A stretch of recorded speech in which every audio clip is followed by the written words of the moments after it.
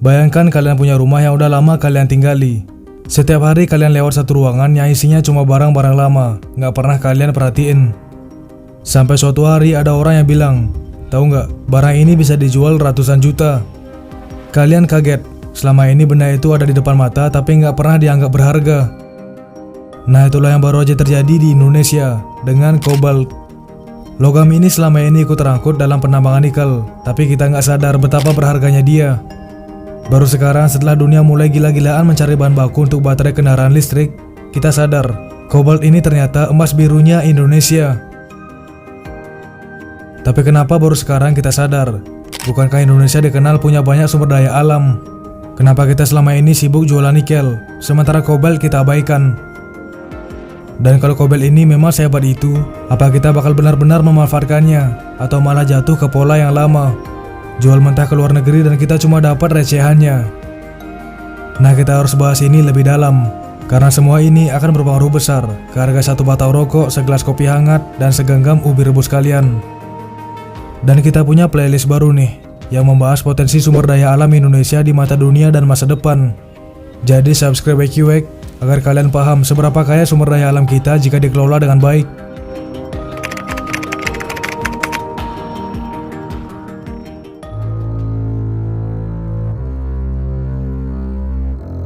Dulu kalau kita ngomongin kendaraan listrik, orang-orang pasti langsung nyebut lithium ion battery. Dan kalau ngomongin baterai, pasti yang paling sering dibahas adalah lithium dan nikel. Tapi ada satu komponen yang sering terlewatkan, kobalt. Logam ini mungkin gak sekondang lithium dan nikel, tapi dia punya peran penting dalam menjaga stabilitas baterai dan memperpanjang umurnya. Tanpa kobalt, baterai bisa cepat panas, gak stabil, dan gampang rusak. Makanya industri kendaraan listrik dan teknologi tinggi sangat membutuhkan kobalt. Nah masalahnya kobalt itu langka. Lebih dari 70% pasokannya dikuasai satu negara, Republik Demokratik Kongo. Negara-negara besar seperti Amerika Serikat, Uni Eropa, dan Cina sekarang berlomba-lomba mencari alternatif sumber kobalt. Dan disinilah Indonesia tiba-tiba masuk ke peta dunia. Sampai tahun 2022 Indonesia hampir nggak dianggap dalam industri kobalt. Kita lebih dikenal sebagai eksportir nikel. Tapi tiba-tiba pada tahun 2023, produksi kobalt Indonesia melonjak lebih dari 6 kali lipat. Dari yang awal hanya 2.700 ton menjadi 17.500 ton. Angka ini langsung menempatkan Indonesia sebagai produsen kobalt terbesar kedua di dunia setelah Kongo. Bayangkan lonjakan ini, seakan-akan kita baru sadar kalau selama ini ada harta karun yang kita buang begitu aja. Dan ternyata alasan utama kenaikan produksi ini adalah karena Indonesia semakin banyak mengekspor nikel matte, yaitu produk setengah jadi dari nikel yang ternyata juga mengandung kobalt.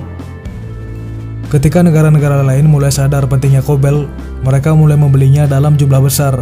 Dan uniknya di saat yang sama Indonesia mulai berpikir, kenapa kita nggak ambil untung lebih banyak dari sini? Nah pemerintah akhirnya mengambil langkah. Kalau dulu kobalt nggak dianggap serius, sekarang mulai ada aturan baru, kobalt akan dikenakan royalti. Nah dengan aturan ini negara bisa mendapatkan bagian dari keuntungan yang selama ini hanya dinikmati perusahaan tambang dan pembeli asing.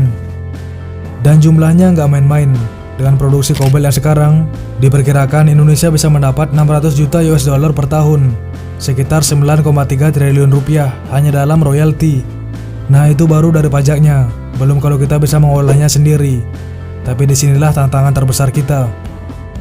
Indonesia udah pernah mengalami euforia yang sama dengan nikel. Beberapa tahun lalu ketika harga nikel melambung, kita menambang besar-besaran, berharap bisa jadi pemain utama di dunia. Tapi apa yang terjadi? Produksi berlebihan membuat harga nikel jatuh. Dari yang tadinya mahal, sekarang harga nikel justru anjlok karena terlalu banyak yang menambang. Jangan sampai kobalt mengalami hal yang sama. Jika kita hanya mengandalkan ekspor mentah, maka kita akan tetap di posisi yang sama. Negara lain yang untung besar, kita hanya mendapat remah-remahannya.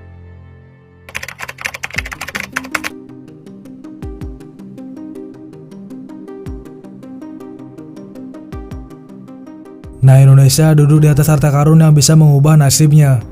Kita punya nikel dan kobalt, dua bahan utama dalam baterai kendaraan listrik. Tapi pertanyaannya, apakah kita akan mengulang kesalahan yang sama dengan menjualnya mentah ke luar negeri? Atau kita bisa lebih cerdas, membangun industri sendiri dan menjadi pemain utama di masa depan? Kalau kita lihat sejarah, sumber daya alam seringkali kutukan bagi negara berkembang. Minyak, emas, batu bara semua pernah jadi primadona, tapi tetap negara penghasilnya jarang yang benar-benar kaya. Nah kenapa? Karena mereka hanya menjual bahan mentah, sementara negara lain yang mengolahnya justru mendapatkan keuntungan berlipat. Nah Indonesia nggak boleh jatuh ke lubang yang sama dengan kobalt. Dan menariknya, Bloomberg NEV baru aja merilis laporan penting di London pada 8 Oktober 2024 yang menegaskan bahwa kobalt adalah kunci utama dalam transisi energi global menuju net zero pada tahun 2050. Permintaan kobalt diprediksi melonjak 3 kali lipat, terutama karena meningkatnya produksi baterai kendaraan listrik, elektronik, dan industri pertahanan. Jika Indonesia bisa mengolahnya sendiri, kita nggak hanya mendapat keuntungan ekonomi, tapi juga bisa menjadi pusat rantai pasok global. Tapi ada satu masalah besar, butuh waktu hingga 10 tahun untuk menemukan dan membangun tambang kobalt yang baru. Nah ini artinya kalau kita nggak mulai sekarang, kita bakal tertinggal. Pasar sudah bergerak, apakah kita siap bersaing? Dunia butuh setidaknya 5,5 juta ton kobalt untuk mencapai target net zero 2050. Ada industri pertahanan, dirgantara, dan eksplorasi luar angkasa juga membutuhkan kobalt dalam jumlah yang besar. Nah, superalloy berbasis kobalt yang digunakan dalam pesawat tempur, satelit, dan drone AI generasi terbaru diprediksi akan meningkat 4 kali lipat menjadi 55.000 ton per tahun. Jadi ini bukan hanya tentang mobil listrik, kobalt juga menyokong teknologi paling canggih di masa depan. Namun untuk memenuhi permintaan itu, dunia butuh investasi sebesar 1,7 miliar US dollar hingga tahun 2050 guna membangun tambang-tambang yang baru. Nah selain itu, investasi besar juga dibutuhkan dalam sektor daur ulang kobalt. Karena dalam waktu 6 hingga 15 tahun ke depan, baterai lithium ion yang sekarang digunakan akan mencapai akhir masa pakainya. Kalau kita nggak siap, kita akan kehilangan kesempatan emas ini. Bayangkan kalau kita bisa mengendalikan rantai pasok kobalt dari hulu ke hilir. Indonesia nggak hanya menambang, tapi juga mendirikan smelter, membangun pabrik baterai, hingga memproduksi kendaraan listrik sendiri. Kita bisa menjadi pemimpin, bukan hanya pemasok bahan mentah. Disinilah kebijakan pemerintah akan menentukan. Tanpa regulasi yang mendorong investasi, industri kita akan tetap berjalan di tempat.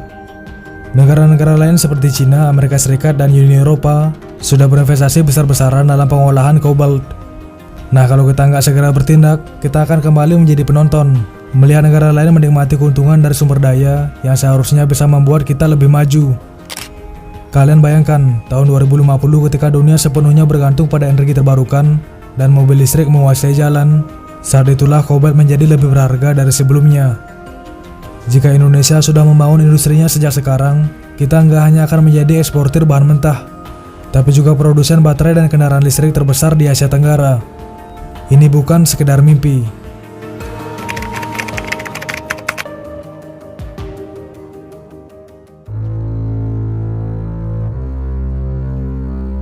Bayangkan kita punya tambang emas di halaman belakang rumah, tapi kita malah jual murah bijinya ke orang lain.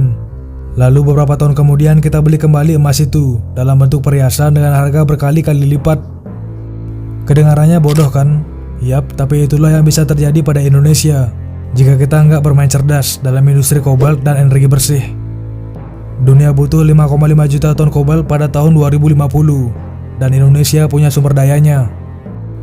Kalau salah langkah, kita bisa berakhir seperti orang jual tanah buat beli iPhone. Untung sebentar, rugi selamanya. Masalahnya kita mau jadi pemain utama atau cuma jadi tukang gali buat negara lain. Negara-negara maju sudah pasang strategi, amankan bahan baku, bangun industri, kuasai teknologi. Kalau kita cuma ekspor mentah, kita bakal jadi tamu di pesta energi bersih yang seharusnya kita gelar sendiri. Butuh investasi, regulasi, dan keberanian buat lompat ke level selanjutnya. Nah kalau enggak, ya siap-siap aja lihat negara lain bikin baterai mobil listrik dari kobalt kita, lalu jual balik ke kita dengan harga selangit. Jadi bagaimana pendapat kalian tentang emas biru Indonesia yang sangat berharga ini? Tulis di kolom komentar, kita diskusi di kolom komentar. Karena diskusi kalian yang membawa topik ini jauh lebih berkembang. Nah subscribe QWEK, pantau terus playlist sumber daya alam Indonesia yang memiliki potensi besar di mata dunia. Terima kasih. Saya bersyukur pada pemerintah sini sudah memikirkan bahwa tidak hanya memikirkan hulu tapi juga hilir. Tapi kalau datang sini hanya mengambil sumber daya alam, dan tidak peduli pada sumber daya manusia, dan itu sambil dikasih sedekah.